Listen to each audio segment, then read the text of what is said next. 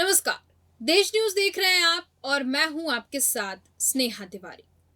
संसद में मॉनसून सत्र जारी है और लगातार पक्ष और विपक्ष एक दूसरे के लिए पलटवार करते हुए नजर आ रहे हैं। लोकसभा में दूसरे दिन अविश्वास प्रस्ताव पर बहस हुई। संसद में कांग्रेस नेता राहुल गांधी ने अविश्वास प्रस्ताव पर अपनी बात रखी। राहुल गांधी ने मणिपुर हिंसा को लेकर भाजपा पर जमकर निशाना साधा। उन्होंने मोदी सरकार पर निशाना साधते हुए कहा कि केंद्र सरकार ने मणिपुर में भारत माता की हत्या की है। मैं आपको दो उदाहरण देना चाहता हूं। एक महिला मुझे कहती है, मैंने कहा क्या हुआ तुम्हारे साथ? कहती है मेरा छोटा सा बेटा, महिला का सम्मान करें प्लीज। ये सम्मान एक ही बच्चा था मेरा, कोई शर्म कर लो। एक ही बच्चा था मेरा, मेरे सामने, मेरे आंखों के सामने उसको गोली मारी है। मैं पूरी रात, आप सोचिए, आप अपने बेटे के बारे में, बेटों के बारे में सोचिए। मैं पूरी रात उसकी लाश के साथ लेटी रही। झूठ नहीं, झूठ आप बोलते हो, झूठ मैं नहीं बोलता हूं। मैं पूरी रात उसकी लाश के साथ लेटी रही और फिर मुझे डर लगा, मैंने अपना घर छोड़ दिया, जो भी मेरे पास था वो मैंने छोड़ दिया। मैंने उनसे पूछा कुछ तो लाई होगी? कहती है नहीं, सिर्फ मेरे जो कपड़े हैं ये मेरे पास हैं। और फिर इधर उधर ढूंढती है और एक फोटो निकालती है और मुझे कहती है यही मेरे पास अब बची है।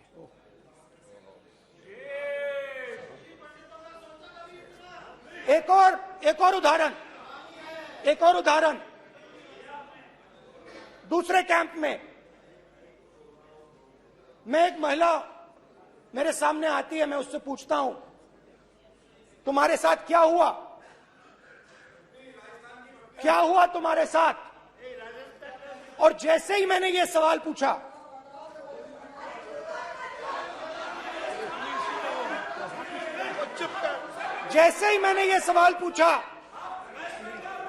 आप महिला का दर्द नहीं सुन सकते? महिला का दर्द नहीं सुन सकते? महिला का दर्द सुनने का आपका धैर्य नहीं है? महिला का दर्द नहीं सुन सकते? महिला का दर्द नहीं सुन सकते? जैसे ही मैंने उससे ये सवाल पूछा, बैठो। जैसे सर, जी सर,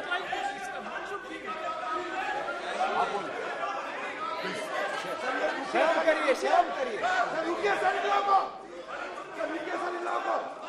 जैसे ही मैंने उससे सवाल पूछा तुम्हारे साथ क्या हुआ, शर्म नहीं है तेरे को? वैसे ही एक सेकंड में वो कांपने लगी। उसने अपने दिमाग में वो दृश्य देखा और वो बेहोश हो गई। मेरे सामने कांपती हुई बेहोश हो गई। तो ये मैंने आपको सिर्फ दो उदाहरण दिए हैं। स्पीकर सर, इन्होंने मणिपुर में हिंदुस्तान की है, सिर्फ मणिपुर की नहीं, हिंदुस्तान है। इनकी राजनीति ने मणिपुर को नहीं, हिंदुस्तान को मणिपुर में मारा है। सदन में पक्ष और विपक्ष का जोरदार हमला। कौन है गिरजा टिक्कू और सरला भट्ट? स्मृति ईरानी ने किसकी सुनाई कहानी?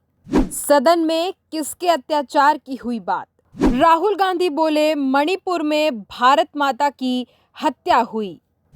स्मृति ईरानी ने कहा ऐसी बातों पर विपक्ष तालियां बजाता है। स्मृति ईरानी ने तंज कसते हुए कहा समझ लें गद्दार कौन है। कांग्रेस ने स्मृति ईरानी के बयान को बताया प्रोपेगेंडा। वहीं मणिपुर हिंसा पर अमित शाह ने कहा कि मैं मानता हूं कि मणिपुर में हिंसा की घटना हुई है। ऐसी घटनाओं का कोई भी सामर्थ्य नहीं कर सकता। इन घटनाओं पर राजनीति करना शर्मनाक है।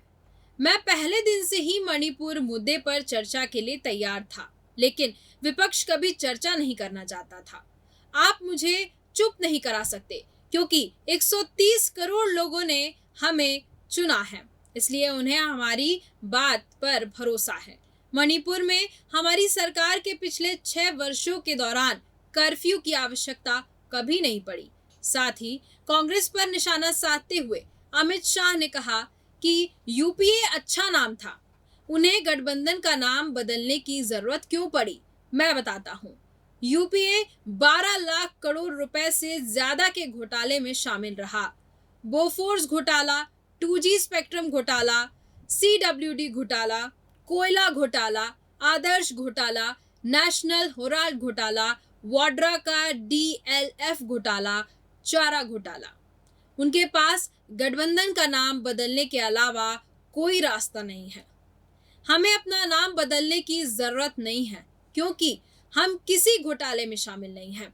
अमित शाह ने यह भी कहा कि एनडीए ने देश को एक स्थिर सरकार दी है। अच्छा नाम था यूपीए, 10 साल सत्ता में भी रह लिए थे। क्या प्रॉब्लम था भाई, नाम क्यों बदला? आप लोगों को मैं बताना चाहता हूं, देश की जनता को सदन के माध्यम से देना, इतने सारे घोटाले टोटल लगाया तो 12 लाख करोड़ के बाद मैंने टोटल छोड़ दिया। 12 लाख करोड़ के घपले घोटाले भ्रष्टाचार यूपीए के नाम पर चढ़े हैं। कैसे जाए बाजार में? अब जो कंपनी दिवालिया हो जाती है या साख खराब हो जाती है इसकी, तो वो नाम बदल दे, बोर्ड बदल दे। इन्होंने भी नाम बदल दिया। बोफोर्स घोटाला किसने किया? यूपीए ने किया। 2G स्पेक्ट्रम किसने किया? यूपीए ने। सत्यम घोटाला किसने किया? यूपीए। कॉमनवेल्थ घोटाला किसने किया? यूपीए ने। कोयला घोटाला किसने किया? यूपीए ने। टाटा ट्रक घोटाला किसने किया? यूपीए ने। वोट के बदले नोट का घोटाला किसने किया? यूपीए। आदर्श घोटाला किसने किया? यूपीए ने। नेशनल हेराल्ड का घोटाला किसने किया? यूपीए। वाड्रा का DLF घोटाला किसने किया? यूपीए ने। चारा घोटाला किसने किया? खाद्य सुरक्षा बिल का घोटाला किसने किया? गाजियाबाद प्रोविडेंट फंड घोटाला किसने किया? हर्षद मेहता शेयर बाजार का घोटाला किसने किया? हसन अली का हवाला घोटाला किसने किया? IPL का घोटाला किसने किया? LIC हाउसिंग का घोटाला किसने किया? मधु कोड़ा घोटाला किसने किया? फायर फ्रंट सबमरीन घोटाला किसने किया? और कांग्रेस अध्यक्ष की यात्रा का भी घोटाला किसने किया? अब साहब इनके पास नाम बदलने के अलावे कोई रास्ता नहीं रहा है। मैं आपको बताता हूं, हमें कोई नाम बदलने की जरूरत नहीं है कि 9 साल में और अटल जी के 6 साल में हमने कोई ऐसा काम नहीं किया जिससे सर झुकाना पड़े, सीना तान कर मैदान में जाएंगे। 10 साल तक स्थिरता दी है कांग्रेस ने, 30 साल तक कोई सरकारों को चलने नहीं दिया। चंद्रशेखर जी को सबसे पहले, चरण सिंह जी को समर्थन दिया सरकार, फिर चंद्रशेखर को समर्थन दिया सरकार, देवगौड़ा को समर्थन दिया सरकार। इनकी फितरत मान्यवर अस्थिरता। मोदी जी ने, एनडीए ने, भाजपा ने देश को स्थिर शासन दिया है, इसलिए देश विकास है। मान्यवर मोदी जी ने आजादी के अमृत महोत्सव में देश के बच्चे में मान्यवर देशभक्ति का संस्कार सिंचित करने का काम।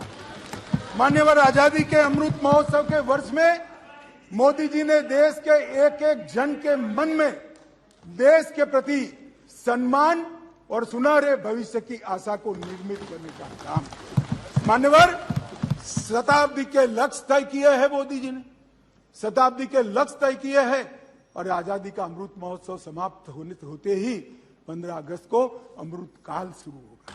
25 वर्ष के अंदर हर क्षेत्र में भारत को विश्व में नंबर 1 बनाने का लक्ष्य मिलते हैं। और मैं इनको कहना चाहता हूं, आपको अविश्वास है, जनता को इसलिए आजादी के अमृत महोत्सव के वर्ष में भी अगर आप जनता के बीच में जनता के मुद्दों को लेकर नहीं जाएंगे, ऐसे गलत मुद्दे लेकर जाएंगे तो वहीं बैठना पड़ेगा, आपको कितना भी बुरा लगे। वहीं राहुल गांधी का भाषण पूरी कहानी। ये बात करते हैं इंसाफ की, ये चेहरा धूमिल है, ये चेहरा धूमिल है। मैं बताऊं किसका चेहरा है, मैं बताऊं किसका चेहरा है अध्यक्ष महोदय। ये चेहरा है गिरिजा टिक्कू का। सुन लीजिए पंडितों की दास्तान आप भी। गिरिजा टिक्कू का यह चित्र है। 90 के दशक में एक महिला यूनिवर्सिटी में अपना पेचेक लेने जाती है। सारी बातें करूंगी। अपना पेचेक लेने जाती है, बस से घर लौटने का प्रयास करती है।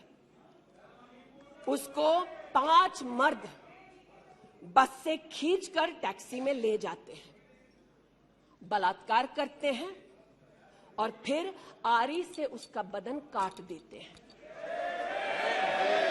जब गिरिजा टिक्कू के जीवन पर एक फिल्म में एक प्रति आया,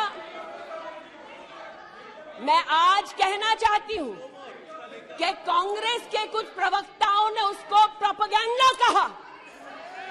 सरला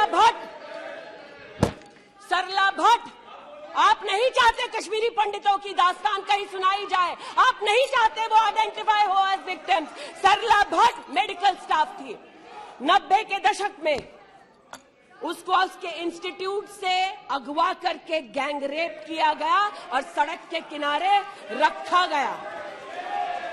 आज मैं पूछना चाहती हूं कि एक तरफ इनकी अलायंस के लोग हिंदुस्तान को विभाजित करने की बात करते हैं, ये आज अपने आप को इंसाफ के पुजारी बताते हैं, लेकिन मुझे बताइए गिरिजा टिक्कू, सरला भट्ट को कब इंसाफ मिलेगा? हर गली हर मोहल्ले में एक स्लोगन गूंजता था पंडितों के बीच, रलियू सलियू गलियू। पुनः कहती हूं, रलियू सलियू गलियू। आप चिल्लाना बंद करें, समझे पहले। रलियू सलियू गलियू। या तो अपना धर्म बदलो या कश्मीर छोड़ो या यहीं मरो। दरअसल सन 1990 के दशक में लाखों कश्मीरी पंडितों को अपना घर छोड़कर कश्मीरी घाटी से बाहर जाना पड़ा था। सैकड़ों पंडितों का कत्लेआम हुआ था। मस्जिदों से घोषणा की गई कि कश्मीरी पंडित काफिर हैं और उन्हें कश्मीर छोड़ना होगा। अगर नहीं छोड़ा तो कश्मीरी पंडितों को इस्लाम कबूल करना होगा, वरना उन्हें मार दिया जाएगा। लेकिन सबसे पहले हम गिरिजा टिक्कू और सरला भट्ट के बारे में जानते हैं। पिछले साल कश्मीरी पंडितों के साथ हुए अत्याचार पर आधारित film the Kashmir files release हुई थी। इस फिल्म में गिरिजा कुमार टिक्कू की कहानी का जिक्र किया गया। बारामूला जिले के अरीगाम गांव में रहने वाली गिरिजा एक सरकारी स्कूल में लैब असिस्टेंट के रूप में काम करती थी। 11 जून 1990 के दिन गिरिजा टिक्कू अपनी सैलरी लेने के लिए स्कूल गई थी। उसी दिन वो अपने स्कूल के स्टाफ से मिलने उनके घर भी गई थी। गिरिजा टिक्कू को इस बात का आभास तक नहीं था कि आतंकवादियों की नजर उन पर है। घर वापस जाते समय जब वो बस से यात्रा कर रही थी तो आतंकियों ने उन्हें रोक दिया। गिरिजा को बस से निकालकर आतंकियों ने उसे एक टैक्सी में फेंक दिया जिसमें 5 आदमी थे। उस कार में गिरिजा के स्कूल के स्टाफ भी मौजूद थे। आतंकियों ने गिरिजा के साथ न सिर्फ बेरहमी से दुष्कर्म किया बल्कि आरी से जिंदा काटकर उनकी बेरहमी से हत्या कर दी। उस समय उनकी उम्र 20 साल थी। स्मृति ईरानी ने सदन में भाषण के दौरान सरला भट्ट का भी जिक्र किया है। सरला अनंतनाग से ताल्लुक रखती हैं। वो एक नर्स थी। वो सोरो में मौजूद शेर Kashmir institute of medical science में काम करती थी। उन्हें 14 अप्रैल 1990 को उनके मेडिकल इंस्टीट्यूट से जम्मू कश्मीर लिबरेशन फ्रंट के आतंकियों ने किडनैप कर लिया था। आतंकियों ने उनके साथ कई दिनों तक सामूहिक दुष्कर्म किया था। इसके बाद क्रूरता के साथ आतंकियों ने उनके शरीर के कई टुकड़े कर दिए थे और शव को 19 अप्रैल 1990 को श्रीनगर के डाउनटाउन में फेंक दिया था। साथ ही हम आपको एक और शख्स के बारे में बताते हैं जिनका नाम है स्नेहलता रेड्डी। पूर्व प्रधानमंत्री इंदिरा गांधी ने 25 जून 1975 की आधी रात को आपातकाल लगाया। आपातकाल की भयावहता और भावी पीढ़ियों के लिए इससे मिलने वाले सबक को व्यक्त करने के लिए कई लेखकों ने अपनी कलम का इस्तेमाल किया। लेखिका, सामाजिक कार्यकर्ता, निर्माता और अभिनेत्री स्नेहलता रेड्डी भी उन लोगों में से ही थी जिन्होंने अपनी सैद्धांतिक असहमति की कीमत चुकाई। 1932 में आंध्र प्रदेश में जन्मी स्नेहलता अपने शुरुआती वर्षों से ही स्वतंत्रता संग्राम से जुड़ गई थी। उनकी बेटी नंदना रेड्डी के मुताबिक उनकी मां को अंग्रेजों और औपनिवेशिक शासन से जुड़ी हर चीज से नफरत थी। इसलिए जब वो कॉलेज गईं तो उन्होंने अपना भारतीय नाम वापस ले लिया। केवल भारतीय कपड़े पहने। उन्होंने प्रसिद्ध श्री किट्टप्पा पिल्लई से भरतनाट्यम सीखा और एक बहुत ही कुशल डांसर बन गई। स्नेहलता की शादी कवि, गणितज्ञ और निर्देशक पट्टाभी राम रेड्डी से हुई, जो डॉक्टर राम मनोहर लोहिया के लिए समर्पित समाजवादी थे। कहा जाता है कि स्नेहलता ने चेन्नई में थिएटर की पूरी तस्वीर बदल दी थी। वह प्रसिद्ध मद्रास प्लेयर्स नामक एक शौकिया समूह की सह संस्थापक रही हैं। मद्रास प्लेयर्स थिएटर ग्रुप आज भी चेन्नई के दर्शकों का मनोरंजन कर रहा है। स्नेहलता युवार अंतमूर्ति द्वारा लिखी गई और पति पट्टाभी राम रेड्डी द्वारा निर्देशित कन्नड़ फिल्म संस्कार में एक अभिनेत्री के रूप में राष्ट्रीय सुर्खियों में आई। स्नेहलता ने फिल्म की मुख्य नायिका एक वैश्य की भूमिका निभाई। शुरू में मद्रास सेंसर बोर्ड द्वारा प्रतिबंधित किए जाने के बाद स्नेहलता और उनके पति पट्टाभी दोनों ने फिल्म की रिलीज के लिए कड़ा संघर्ष किया और अंततः सूचना और प्रसारण मंत्रालय से प्रतिबंध हटवा दिया। 1970 में रिलीज हुई इस फिल्म में 18वें राष्ट्रीय फिल्म पुरस्कार में सर्वश्रेष्ठ फीचर फिल्म का पुरस्कार जीता। इस फिल्म ने कई अंतर्राष्ट्रीय पुरस्कार भी जीते हैं। वैसे तो कश्मीर के पंडितों को बड़े उतार चढ़ाव देखने पड़े। इतिहास गवाह है कि पिछले 700 साल के दौरान कश्मीरी पंडितों के कम से कम 7 बार बड़े पलायन हुए। पहला बड़ा पलायन हुआ सुल्तान सिकंदर के समय 14वीं सदी के अंत में। बुत शिकन कहे जाने वाले सिकंदर ने बड़े पैमाने पर हिंदुओं का संहार किया। उस वक्त कश्मीर में हिंदुओं के सिर्फ 11 परिवार रह रहे थे। बाकी को मार डाला गया या वह भाग चुके थे या जबरन धर्म परिवर्तन करा दिया गया था। बाद में सुल्तान जैनुलाब्दीन ने अपने पिता सिकंदर की गलतियों का प्रायश्चित किया। कहा जाता है कि एक बार उन्हें शरीर में फोड़ा हुआ जो किसी भी तरह ठीक नहीं हो रहा था। तब श्री भट्ट ने सुल्तान का इलाज किया। बदले में सुल्तान ने श्री भट्ट से कहा कि जो चाहे मांग लो। श्री भट्ट ने मांगा कि जिन कश्मीरी पंडितों को भगा दिया गया है उन्हें वापस कश्मीर लाया जाए। सुल्तान ने ऐसा ही किया। कश्मीरी पंडित फिर से कश्मीर लौट आए। गुरुजी अपने साथ 5 संगियों को लेकर दिल्ली के लिए रवाना हुए। दिल्ली आने पर जब गुरुजी ने मुगल सम्राट औरंगजेब के आदेश पर इस्लाम स्वीकार करने से इनकार कर दिया तो 11 नवंबर 1675 को उन्हें मौत की सजा दी गई। इसके बाद कश्मीरी पंडितों का पलायन रोक दिया गया। तीसरा बड़ा पलायन हुआ 1947 में, जब पाकिस्तान की ओर से कबायली हमलावरों ने हमला किया। फिर सबसे बड़ा पलायन हुआ जनवरी 1990 में, जब कश्मीरी पंडितों को रातों रात अपने घर परिवार छोड़ने पर मजबूर कर दिया गया। और इसी सबसे बड़े पलायन की बात स्मृति ईरानी ने संसद में की और कहा कि इनके साथ हुई दुर्घटना का कौन जवाब देगा, जिसको लेकर स्मृति ईरानी संसद में काफी इमोशनल भी नजर आई और विपक्ष पर जोरदार हमला भी किया। अब देखना होगा कि आगे सदन में किस तरह का वार और पलटवार हो रहा है। फिलहाल के इस कार्यक्रम में सिर्फ इतना ही। देखते रहिए देश न्यूज। नमस्कार।